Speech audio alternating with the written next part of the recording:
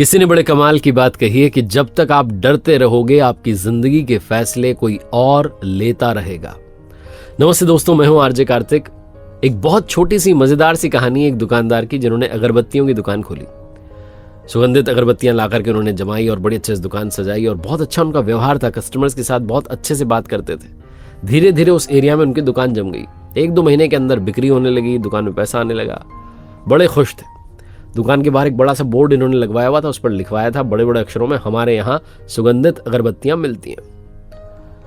कुछ समय के बाद में एक सज्जन इनकी दुकान पर आया और कहने लगे कि साहब आपके बोर्ड में गड़बड़ी लग रही है मुझे।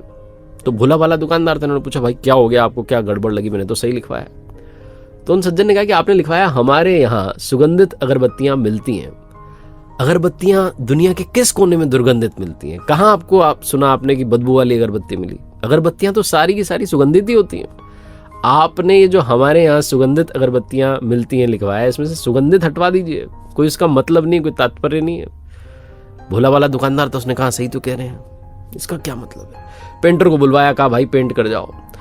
तो सुगंधित शब्द जो था उस पर पेंट हो गया। अब वहां लिखा हुआ था हमारे यहाँ अगरबत्तियां मिलती हैं। कुछ समय के बाद में एक और सज्जन आया, उन्होंने अपना ज्ञान दिया, राय दी। उन्होंने कहा साहब आपने लिखवाया हमारे यहाँ अगरबत्तियां मिलती हैं, हमारे यहाँ का क्या मतलब है? आप ही के तो यहाँ मिलेंगी, आप ही की तो दुकान है, और कहाँ मिलेगी? ये 2 अक्षर 2 शब्द मुझे जम नहीं रहे, दोनों शब्द हटवा दीजिए आप।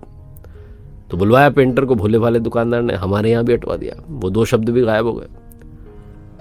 15-20 दिन बीते होंगे, एक और आए सज्जन, उन्होंने अपना ज्ञान दिया कि साहब के बोर्ड पर लिखा हुआ है अगरबत्तियां मिलती हैं। मिलती हैं का क्या मतलब है? मिलेंगी सही, जब दुकान खोल के बैठे हो तो मिलेंगी ना, कि नहीं मिलेंगी? भोले वाले दुकानदार ने सोचा ये भी बात तो सही कह रहे हैं। अब उस बोर्ड पर लिखा हुआ था बड़े बड़े अक्षरों में अगरबत्तियां, बाकी सब गायब हो गया। हमारे यहाँ मिलती हैं सुगंधित, सब गायब हो गया। 1-2 महीने बीते होंगे, एक सज्जन आया, उन्होंने कहा साहब आपने अगरबत्तियां लिखवाया हुआ इतना बड़ा बड़ा, दुकान अगरबत्ती की तो अगरबत्ती मिलेगी, मोमबत्ती तो मिलेगी नहीं, इसका मतलब क्या है? तो बुलाया पेंटर को, उसको भी पतवा दिया, गायब कर दिया। खाली बोर्ड लगा हुआ था। धीरे धीरे जो धंधा था उनका, जो दुकान थी उनकी, कमजोर होने लगी, धंधा मंदा होने लगा, बिक्री कम हो गई। कुछ समय बाद इनका एक बहुत पुराना दोस्त था, वो आया दुकान पर, तो बातचीत चलने लगी। तो बताया इन्होंने कि धंधा जो है बड़ा मंदा होता जा रहा है और ये वो क्या करूं मुझे समझ में नहीं आता। तो दोस्त गया बाहर एरिया देखने के लिए और उसने बाहर से दुकान को देखा और वो वापस आया दौड़ के, कहने लगा तुम पागल हो गए हो, मूर्ख हो, पता नहीं क्या कर रहे हो? तुमने अपनी दुकान के बाहर इतना बड़ा बोर्ड लगवाया, उस पर कुछ नहीं लिखवा रहे हो। तुम्हें कुछ तो लिखवाना चाहिए, कुछ तो लिखवा देते। तुम वहां लिखवाओ कि हमारे यहाँ सुगंधित अगरबत्तियां मिलती हैं, फिर देखना क्या दुकान चलेगी। जहां उस दोस्त ने बात कही, इस भोले वाले दुकानदार का दिमाग ठनका और समझ में आई कि मैं सबकी राय लेता चला गया और खुद का नुकसान कर बैठा। अगर आप सबकी राय लेते चले जाएंगे तो कहीं आपकी दुकान का भी धंधा मंदा ना पड़ जाए, कहीं आपका बोर्ड ना हट जाए।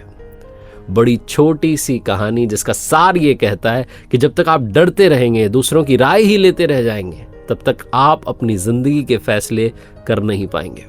एक बार फिर से वही बात जो अक्सर आपसे कहता हूं, ऊपर वाले के आशीर्वाद, अपनी मेहनत और अपनों के प्यार के साथ कर दिखाओ कुछ ऐसा कि दुनिया करना चाहे आपके जैसा।